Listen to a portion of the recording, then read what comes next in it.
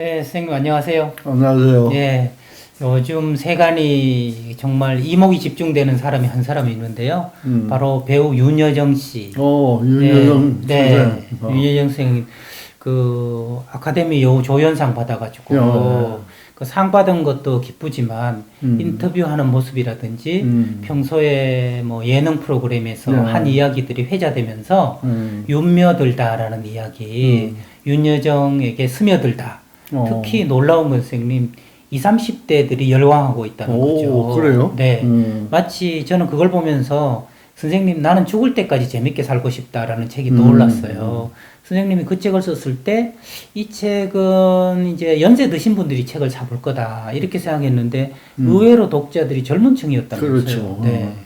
그 왜 젊은 층이었을까요? 그것처럼 지금 윤여정 씨도 저 의외로 젊은 층들이 굉장히 환호한다는데 어찌 보면 아버지 세대, 할아버지 세대, 오빠 세대, 뭐 언니 세대들이 가졌던 권위랄까요?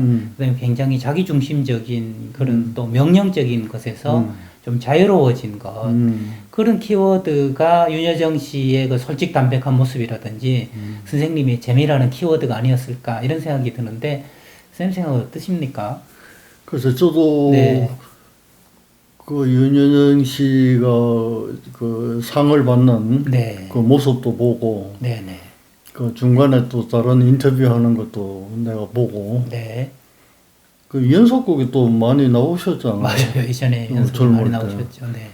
그때도 보고 그런데 뭐 제목은 내가 다 잃어버렸지만은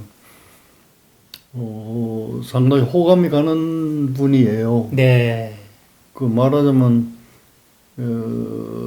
주연 배우라면 말이지 어떻게 생각할지 모르지만 틀에 이렇게 딱 짜여진 것 같은 느낌이에요. 주연 배우라면. 네.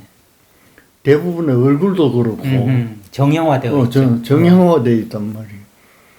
그거는 마치 절에 가면 대웅전에 부처님 모습하고 네, 똑같아. 네. 어느 절에 가나 말이죠. 네. 그렇듯이 이제 연속극에 나오는 주연들 보면 똑같아.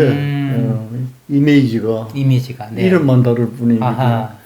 그런데 이 윤여정 선생은 그런 점에서 조금 독특하지 않았었나 하는. 네. 이제 지나놓고 보니까 상을 탄다고 하고 이러니까 이제 내가 새로 생각을 해보니까 네. 그런 점이 조금 다른 사람하고 다르지 않았나. 그리고 더 중요한 것은 그분이 그 인터뷰할 때도 그런 얘기했지만은 그 시나리오를 안 가렸잖아. 그렇죠. 네네네네. 그 배우라면 자기 이미지를 위해서 말이지. 맞아요. 그걸 가리거든. 나한테 맞는다, 맞지 그치? 않는다는 걸 가리죠. 네. 그런데 이제 그걸 가리지 않고 자기가 그게 맞춰서 연기를 하다가 보니까 네. 이 보는 사람한테는 더 어필했을 것 같아요. 네. 지금 선생님 말씀 듣다 보니까 정형화되어 있지 않다. 정형화된 그 말은 어떤 프로그램이나 이게 PD나 이런 사람들이 어떤 색깔을 요구할 수 없다. 그러죠. 자기의 개성이 있는 그대로 드러난다. 그러지. 거기다가 함수가 더 복잡해지는 것은 가려서 나한테 맞는 대본을 고르는 게 아니고 나에게 맞건 안 맞건 주어지면 내 개성을 그대로 드러내다 보니까 이건 내 개성 곱하기 다양한 시나리오 해서 정말 독특한 나만의 색깔이 드러난다. 그게 그러니까 윤여정 씨가 보통 가진 이제 연속극 같은 거 보면 이제 PD가 연출을 하면서 네. 조작적으로 요렇게 네, 이런 성격으로 해라. 이렇게 해라. 네. 이런 걸 하라 하잖아요. 네. 그때 내 인상은 그분이 출연한 극본은 대체로 그 김수현 선생이 아마 쓴 것 같은데 네. 그 나중에 후문을 들어보니까 김수현 선생이 네. 윤여정 선생의 그 캐릭터에 맞춰가지고 이걸 반대로 썼다는 얘기도 있어요. 그건 참 현명한 생각일 것 같아. 그 배우가 갖고 있는 그 탤런트를 말이지 최대로 뽑아낼 수 있는 거거든. 근데 그렇지 않고 이제 작가가 일방적으로 이래 설정해 버리면 배우가 그것을 읽고 그것을 소화해가지고 연기를 해야 된다. 그렇죠. 거기에 그러니까 맞게. 인위적인 게 이제 들어가니까 보는 사람이 조금 어색할 수도 있고.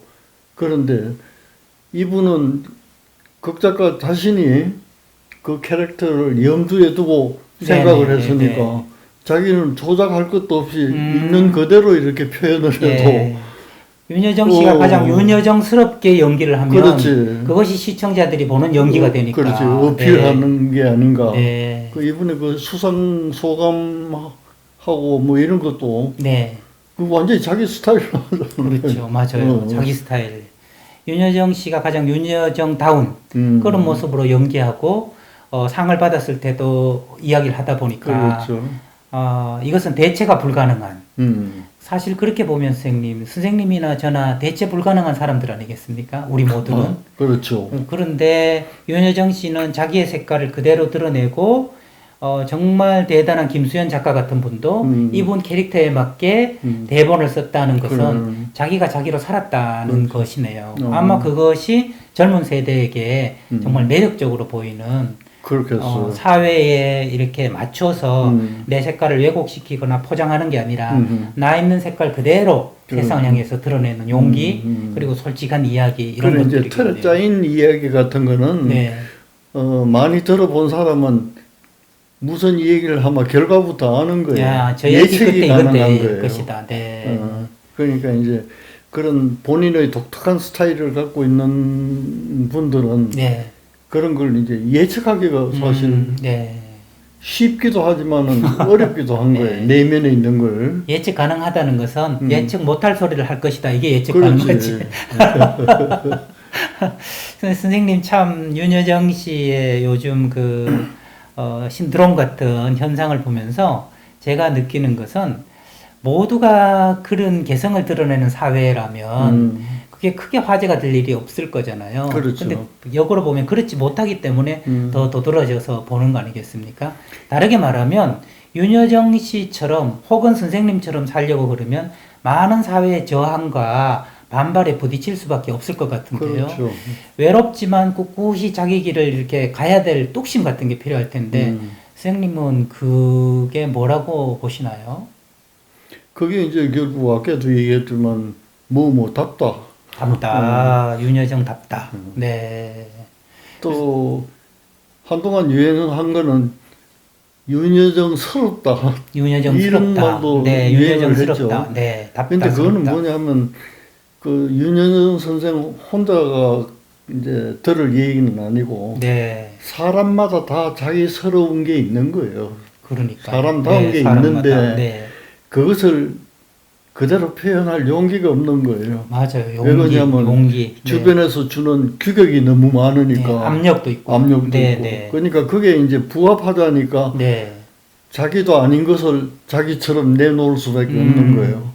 그러나 이게 이제 길게 가면은 보는 사람들로 하여금 이중적으로도 보이고 내가 아닌 걸 내놨기 때문에 그렇잖아요. 그러나 이제 그것을 나답게 아니면 나스럽게 하는 사람은 그게 일관성이 있단 말이에요. 그러네, 일관성. 다른 소리를 하더라도 결국 맥은 일관성이 있는 거예요. 30년 전에 윤여정 씨와 20년, 10년 전 지금의 윤여정 씨가 일관된 모습. 그렇죠. 말은 혹시 다를는지는 몰라도 보면 일관성이 있는 거예요. 이제 그게 보는 사람들로 하여금 아주 어필하는 중요한 요소가 아닌가. 그렇다면 정말 일관된 모습으로 내가 나로서 살려면 가장 필요한 요소는 용기라고 할 수 있겠군요. 그렇죠. 그 용기는 선생님 타고난 것일까요? 아니면 스스로 의지적으로 내는 것일까요? 글쎄 그거는 아주 원론적으로 얘기하자면 달걀이 먼저냐 닭이 먼저냐 그 말은 우리가 이제 DNA가 있잖아요. 그렇죠. 우리 조상들이 오래도록 이렇게 경험을 쌓아온 그게 이제 유전자로 내려오는 거니까 결국 기질로 전수되는 거예요. 우리는 모르지만은 근데 이제 그 기질을 갖고 나와서 어떤 사회에서 어떤 학습을 받으면서 성장하는가. 요게 이제 후천적으로 나타나는 환경이고 환경에 대한 내 성격이 형성되는 거거든. 그러니까 그거는 두 개가 합쳐져서 나오는 거지. 네. 어느 하나라고 말하기는 좀 어려울 네. 것 같아요.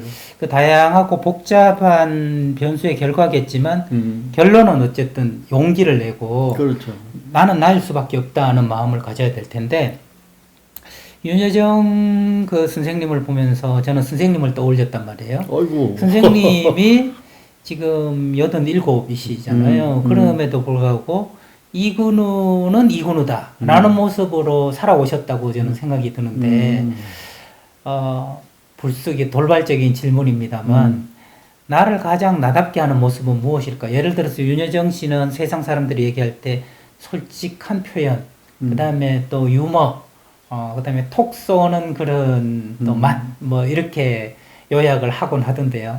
선생님은 뭐라고 할 수 있을까요? 선생님 스스로 생각하실 때 나만의 이근우스러움 그것은 그러니까 이제 결국 규격에 얽매이지 않는 네.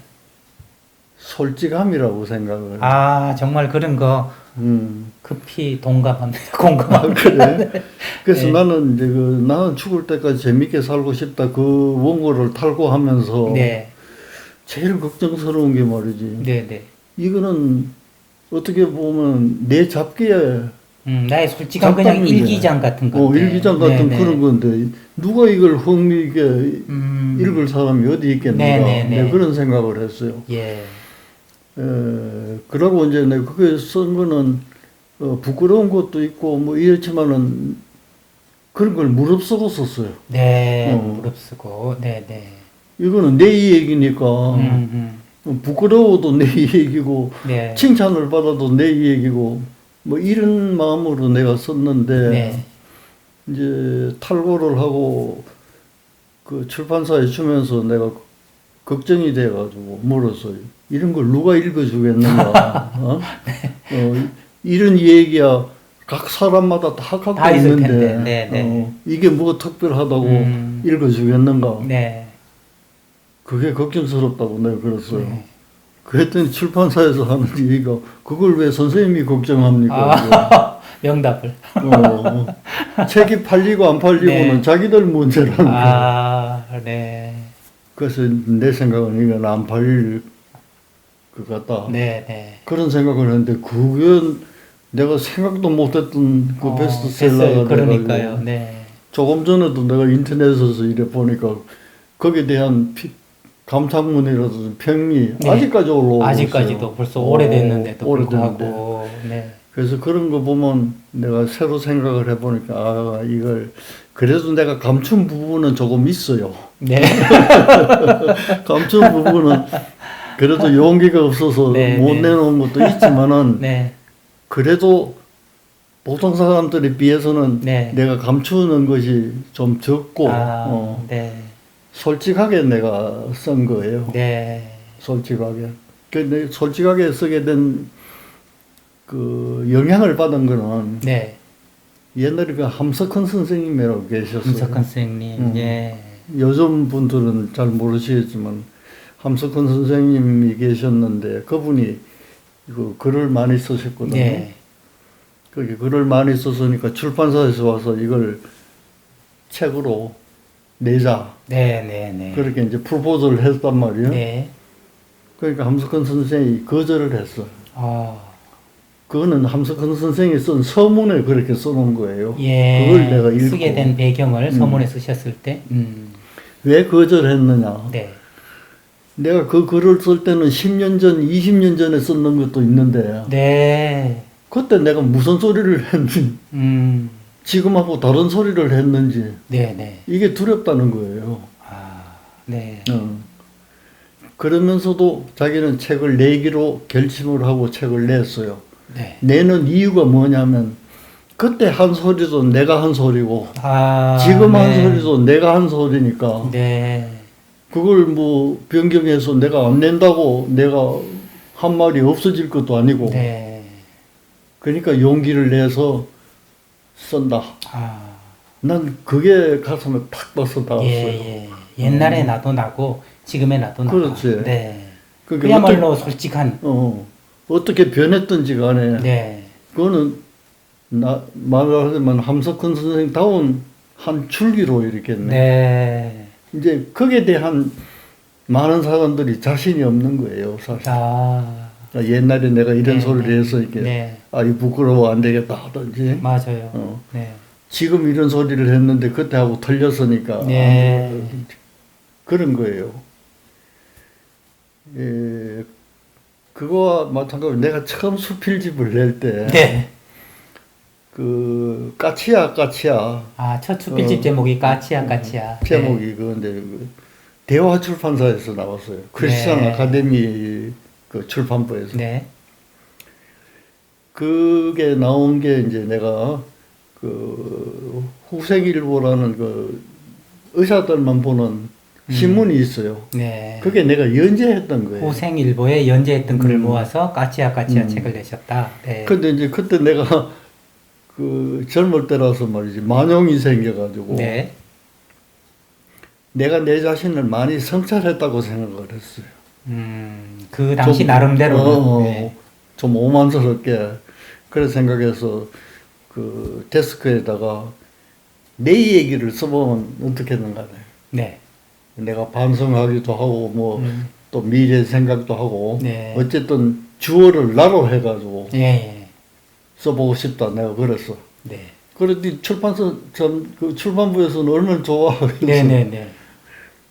좋다고. 아, 그래가지고 이제 쓰는데 한 5번 쓰고 나니까 이게 원고지 그때는 이제 200자 원고지에 네, 쓰잖아요. 네, 네. 원고지 칸이 말이지 이따만이 보이는데 쓸 수가 없어. 왜 그러냐면 그거 나를 드러내야 되는 거잖아요. 네, 네, 네. 나는 용기가 있다고 생각을 했는데 아, 그게 아니에요. 예. 글이 써여지지를 않는 거예요. 나는 주어를 이렇게 하고 써나가니까 안 돼. 야. 아, 이게 감출 게 내가 너무 많구나. 그래가지고 포기를 하고 데스크에다가 다시 주문을 했어. 네. 내 얘기 말고 내가 경험했던 환자 얘기를 쓰면 어떻겠는가. 아하, 한 발짝 물러서서. 물러서서. 네. 그랬더니 그것도 또 자기들로서는 재미있잖아요. 네, 네, 네. 그래 써하고. 네. 그래서 이제 쓴 거예요. 아, 그래서 네. 대화출판사에서 그걸 모아가지고 이제 출판을 하면서 마지막 나보고 서문을 써달라고. 네. 그래서 내가 그걸 다시 읽어봤어요. 다시 읽어보니까 내가 깜짝 놀란 거예요. 무엇을 놀라셨을까요? 주어를 처음에는 나는 하는 거를 A씨는 A씨는, 뭐 B씨는 P씨는, 네. 이런 식으로 썼는데 네. 내용을 보니 전부 내 얘기. 그러니까 이건 뭘 뜻하느냐 하면 나라는 주어에 묶여가지고 네, 네, 네. 나를 진솔하게 표현을 못한 거예요. 그러니까 대리자를 내세워서 나를 표현한 거네요. 그러니까 이제 환자를 빙자해서 A씨는 이래 부르니까 그 환자의 이익 임금과는 틀림없는데 네네. 그와 똑같은 것을 나도 경험했다 이 뜻이에요. 네. 그런데 그때는 내가 이런 경험을 했다. 예. 이 소리를 감히 쓸 수가 없었다는 뜻이에요. 네. 그러니까 함석헌 선생님이 그 서문을 그렇게 썼을 때는 그 대단한 웬만한 용기가 아니라고 네, 생각했어요. 네.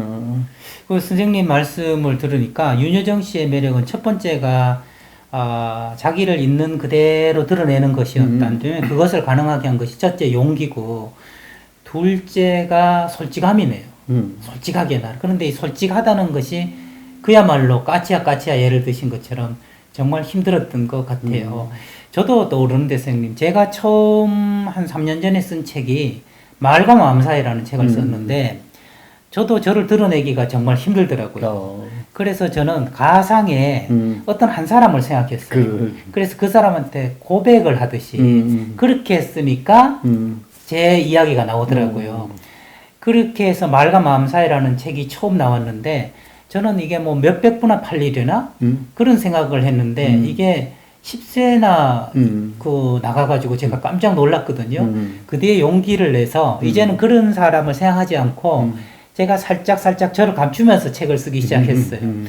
그래서 이 책은 글이 더 나아졌다고 생각하는데 독자들의 반응은 훨씬 못하더라고요. 그렇지. 그러니까 이제 글이 좋아졌다는 것은 미문역으로 쓴다는 거예요. 그렇죠. 글을 유문에서 다듬고 다듬으면 다듬을수록 내 본심과는 멀어지는 거예요. 그런 것 같아요. 그래서 제가 그 책을 쓰고 나서 예전에 제 책을 계속 출판사에서 해주는 분한테 물어봤죠.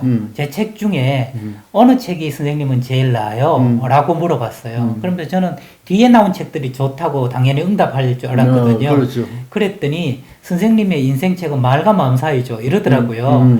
그 책이요? 라고 얘기했더니 네, 거기에는 모든 게 들어있어요. 라고 이야기를 하더라고요. 그래서 선생님 말씀이 저도 마음에 와닿아요. 처음에 그 책을 낼 때는 정말 순수한 마음으로 나를 다 드러내면서 하나하나 쓰는 글이어서 미문은 덜 됐겠지만은 그 책에 저란 이런 사람입니다 하고 드러냈던 게 독자들한테도 어필된 게 아닐까. 사람들은 누구나 자기 치부라고 생각하는 거라든지 네. 그런 거는 가리고 싶어 하잖아요. 맞아요. 그거는 누구든지 다 있는 거예요. 네네.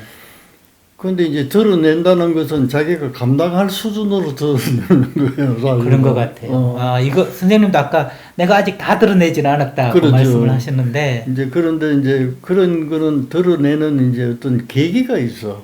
그거는 뭐냐면 이제 어떤 자기가 반성할 만한 어떤 계기가 있는 거예요. 네. 나는 4.19 세대니까 네. 4.19를 기점으로 해서 내 사고 체계가 많이 바뀌었어요. 그걸 터닝 포인트로 그리고 했어요. 내가 표현하는 것도 많이 달라지고 네. 그랬는데 사람들은 누구나 솔직해진다는 거는 처음부터 솔직한 사람은 없을 것 같아. 그걸 감추고 네네. 이러다가 보니까 손해도 좀 보고 그지? 그렇죠. 또 달리 평가도 받고 그러니까 네네. 차차 이제 깨달아가면서 네네. 진솔하게 표현하는 게 좋겠다. 네. 이런 생각이 들지 않을까 이런 생각을 하는데 윤여정 선생도 아마 그 배우로 네. 첫 출발할 때는 감추는 게 많았을 것 같아. 모르긴 해도. 네네. 그러나 그분의 성품상 이제 이렇게 성장을 하다가 보니까 다른 사람보다는 일찍 네. 그런 이제 허물을 벗는 거지. 그런가 경계를 네네. 벗어나서 네네. 그 경계를 벗어난다고 해서 뭐 낭떠러지에 떨어질 정도로 벗어나는 건 아니잖아요. 네네. 사회적으로 용납하는 수준에서 그것을 탈피해가지고 정말로 선생님답게 네. 이것이 지금 이제 꼽힌 게 아닐까 네. 이런 생각을. 저도 선생님 말씀 말하자면 윤여정 씨 이야기를 하신 걸 들으면서 매스컴에서 한 번씩 했던 이야기가 정리가 돼요. 나는 돈이 공할 때 가장 연기를 잘한다. 연기가 잘 되더라. 하는 이야기 말이죠. 사람은 언제 솔직해지는가 생각을 해보면 더 이상 도망갈 데가 없을 때. 그 다음에 또 하나는 성숙해져서 더 이상 도망갈 필요가 없다고 느낄 때 두 경우라는 생각이 들거든요. 객관적으로 너무 내가 압박받아서 인생 바닥을 칠 때 그때 솔직해지거나 혹은 내가 이렇게까지 부끄러워하고 못났다고 숨길 내가 아니다. 이럴 필요가 없다고 도망갈 필요가 없다고 느낄 때 사람은 솔직해진다는 생각이 들거든요.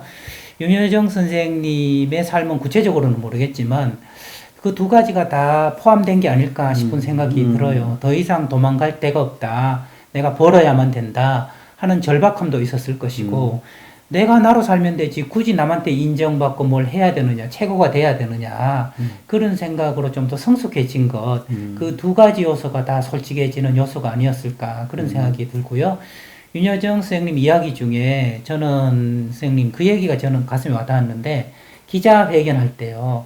내가 무슨 높은 사람도 아닌데 뭐 손들고 하냐 아무나 질문을 해라 그러면서 최고의 배우 난 최고라는 말 싫어한다. 그렇지. 최중이라는 말 쓰면 되지 않느냐.